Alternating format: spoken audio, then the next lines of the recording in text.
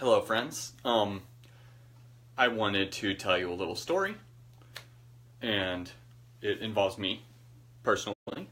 I went with a Buddhist group to volunteer at Harvesters.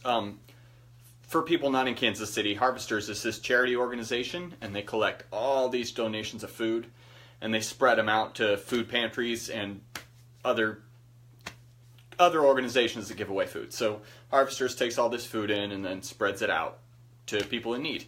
And anyway, I was with a Buddhist group volunteering at Harvesters, and which more people should do. It's great. But what we were doing, I went with this Buddhist group to Harvesters. Lots of different kinds of groups volunteered at Harvesters, but I went with this Buddhist group to Harvesters, and the work we were doing was putting food into boxes. We were taking pallets full of bread and putting them into boxes so they could be shipped out to the people that need them. This is unnecessary detail. But anyway, so what happened was our Buddhist group had college students come to work with us. These two college students, a boy and a girl.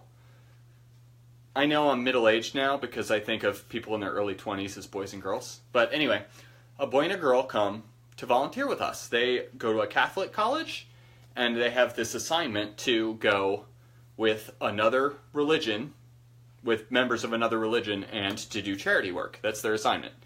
So anyway, they reached out to this Buddhist organization to ask if they could come. And the Buddhist organization, of course, said yes, anybody's welcome to come to charity with us. So anyway, we're at the place and we're putting bread into boxes. And these college students, they have an assignment. They have to learn something from the experience of doing charity work with us. So actually, they're not 100% comfortable, but they're asking us questions. So I heard someone ask my friend Vicky, the boy said to my friend Vicky, "So is Tibetan Buddhism the one you practice, or do you practice a different branch of Buddhism?" That sort of, I wasn't asked that, but they were, asking the kinds of questions to get answers from us. And I didn't know that I was going to have this experience. I did not know people were going to be there asking us questions. And I can say that in my regular life, people ask me questions about Buddhism sometimes. People know that I'm a Buddhist, and if they don't know, I've got a tattoo of a bodhisattva on my arm right here and a lotus flower. Like, it's pretty clear. But people ask me questions about Buddhism all the time, and especially people ask me, "Why'd you become a Buddhist?" That's a big deal, because I think it's really foreign to a lot of people, the thought that we would not be born into a religion and stay that way or whatever. That's foreign to a lot of people. So I have a lot of experience with people asking me questions, but at the same time, in this situation, I wasn't prepared. I did not think I was going to be asked questions. So anyway, this girl, she's very uncomfortable, and we're putting bread in the boxes together, and she starts with, "What was your name again?" Which is fine. I didn't remember her name at the time anyway. But anyway, she awkwardly asks, "What was your name again?" And then I tell her, "My name's Daniel." And she says, "Well, how did you find Buddhism?" And I've got these wheels turning in my head. I'm just thinking, man, I'm relating it to a meeting at work, because when I'm at my job and there's a meeting, then I just think, well, I just want to do my work. So I'm at this Harvesters volunteering, and I'm just thinking, man, I just am trying to be open-hearted and kind. I just want to do this charity work and help people. Why has a person got to ask me questions right now? And I hope you can see the irony in that, because I see the irony in that right now. I'm trying to be open-hearted and do this charity, and at the same time, a person wants to engage me about a subject that there's a short list of subjects I like talking about, and Buddhism is probably at the top of that list. And this girl is trying to engage me to talk about something that I love to talk about, and I'm still thinking in my head. I'm still thinking, man, I don't want to talk. So anyway, long story short, I kind of realized I was not being open-hearted with this person that was trying to talk to me, and I was trying to just do this work, and I realized that this was happening, And I kind of took a second to back away and kind of try to see this situation objectively. And of course, it's absurd that I wouldn't just talk about Buddhism to someone asking. So then I started a dialogue with her. And I said, well, I sort of learned about Buddhism in college, and it really spoke to me. And she said, well, I learned about Buddhism in college too, which is obvious. She's a college student. But we talked a little bit back and forth. I talked to the girl and the boy, both of them, about my experience as a Buddhist, about how I became a Buddhist, about how, like, the teachings that I really like are the ones I can really relate to really well, that I can really understand how to apply to life. I talked to them about how I don't really connect with the teachings that are a little bit more out there, a little bit harder to apply to life. And I think they understood really well. And I kind of talked about my childhood too.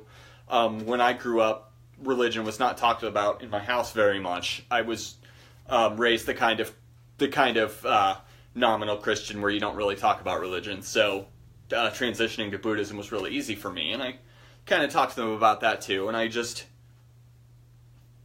I realized that I was able to bring myself to a place of having an open heart and an open mind, which is what the Bodhisattva path is all about.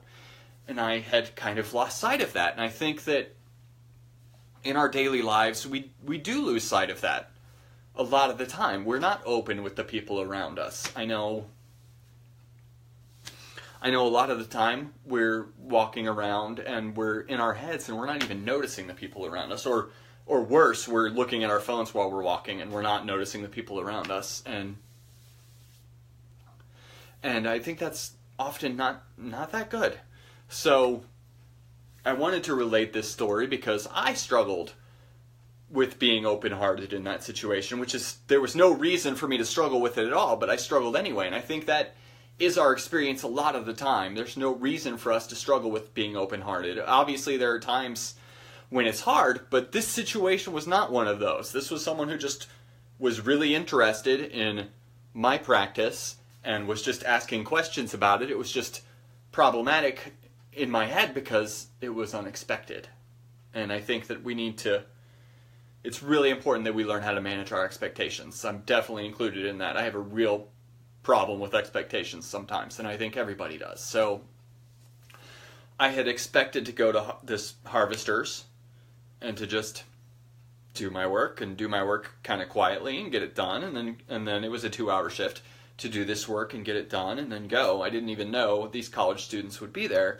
But ultimately, it was my favorite part of the whole experience because I was able to talk with these kids and relate to them very well. And again, I call them kids, early 20s, and relate to them really well in spite of the fact that our beliefs are different and our upbringing's different too. They were both raised Catholic and they were both seemed to be pretty devoted Catholics. They went to a Catholic college.